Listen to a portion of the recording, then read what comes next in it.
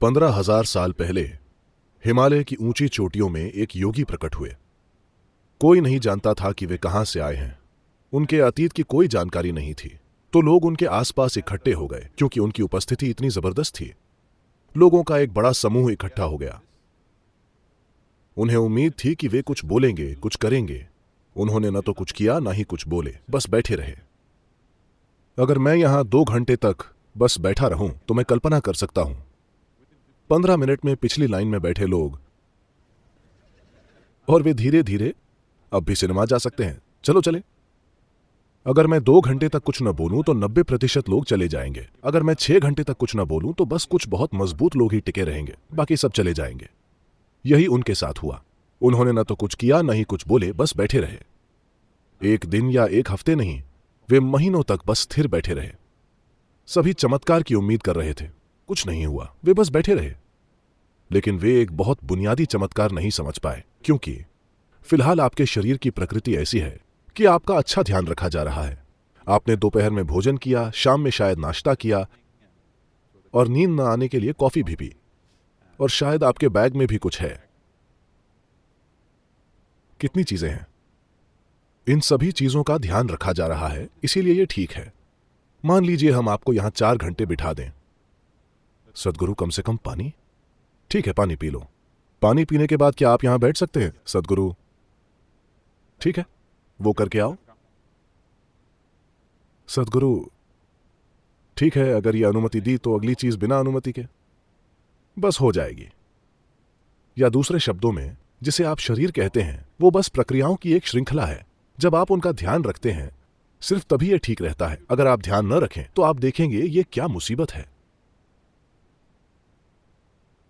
जब आप शरीर का ध्यान नहीं रखते, अगर आप भूखे हैं, वो छोड़िए। लोग कहते हैं कि 1 मिनट कितना लंबा है, यह इस पर निर्भर करता है कि आप बाथरूम के दरवाजे के किस तरफ हैं।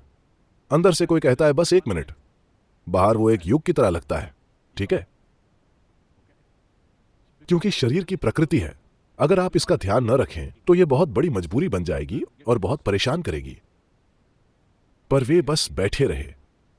उन्होंने न तो कुछ खाया, न पिया, न ही शौच गए, बस स्थिर बैठे रहे। लोगों को यह भी समझ नहीं आ रहा था कि वे जिंदा हैं या मर गए। उनके जीवित होने का एक ही लक्षण था कि रुक रुक कर उनके गालों पर परमानंद के आंसू बह रहे थे, वरना वे बिना हिले डुले बैठे रहे। तो बस 7 लोग रुके रहे। उन्हें उनके इस तरह बैठने का चमत्कार समझ आया, क्योंकि अगर वे इस तरह बैठे हैं तो इसका मतलब यह है कि वो भौतिकता से परे हैं, वरना वे ऐसे बैठ ही नहीं सकते। ये 7 लोग रुके रहे, और आज हम उन 7 को सप्तऋषियों के नाम से जानते हैं। ये आदियोगी के पहले शिष्य थे। तो ये आदियोगी बस बैठे रहे, और जब इन 7 ने रुचि दिखाई तब उन्होंने कहा, यह आपके लिए नहीं है, यह कोई मनोरंजन नहीं है। वे बोले, नहीं, हम कुछ भी करने को तैयार हैं। उन्होंने उन लोगों को कुछ शुरुआती तैयारी कराई। वे कई सालों तक तैयारी करते रहे। फिर एक दिन जब सूरज की गति बदल रही थी, अभी अभी हमने ग्रीष्म संक्रांति से शरद संक्रांति में प्रवेश किया है, 22 दिसंबर को।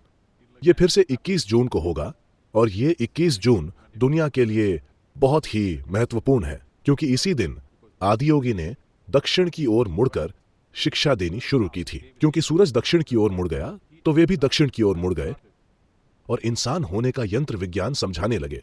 इसी दिन को सौभाग्य से संयुक्त राष्ट्र ने विश्व योग दिवस घोषित किया है, क्योंकि इसी दिन योग की शुरुआत हुई थी। इंसानी यंत्र विज्ञान को समझने की यह अद्भुत प्रक्रिया शुरू हो गई। ये सभी धर्मों से पहले की बात है, जब धरती पर कोई धर्म नहीं था। 15,000 साल पहले उन्होंने इंसान होने का यंत्र विज्ञान समझाया, और कई पहलू सामने आए। उन्होंने 112 तरीके सिखाए जिनसे इंसान अपनी परम प्रकृति को पा सकता है।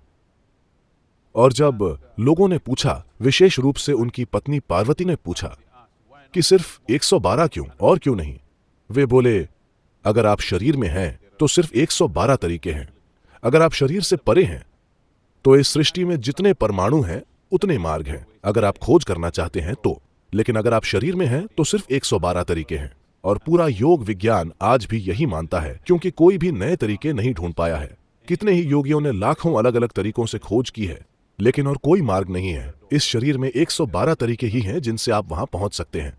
तो इसे कैसे तैयार करें, इससे अपनी इच्छा के अनुसार कैसे काम करवाएं। तो ये पूरा तंत्र विज्ञान आदि योगी ने कई सालों तक सिखाया और उन्होंने ये व्यापक ज्ञान दुनिया को दिया। और फिर इन 7 लोगों को 7 अलग अलग दिशाओं में जाने को कहा। एक मध्य एशिया गए, एक उत्तरी अफ्रीका गए, एक दक्षिण अमेरिका गए, एक दक्षिण पूर्वी एशिया गए, एक हिमालय पर्वत के भारतीय हिस्से में आए, एक उनके साथ रुक गए, और एक अन्य जो हमारे लिए बहुत महत्वपूर्ण है, अगस्त्य मुनि, वे दक्षिण की ओर आए। उन्हें दक्षिण दिव्य दर्शन का जनक माना जाता है क्योंकि उन्होंने विंध्या पर्वत के दक्षिण में एक भी इंसानी आबादी को नहीं छोड़ा। दक्कन पठार में उन्होंने सुनिश्चित किया कि हर वो इंसान जो यहां रहता है वो आध्यात्मिक प्रक्रिया के बारे में कुछ न कुछ जाने।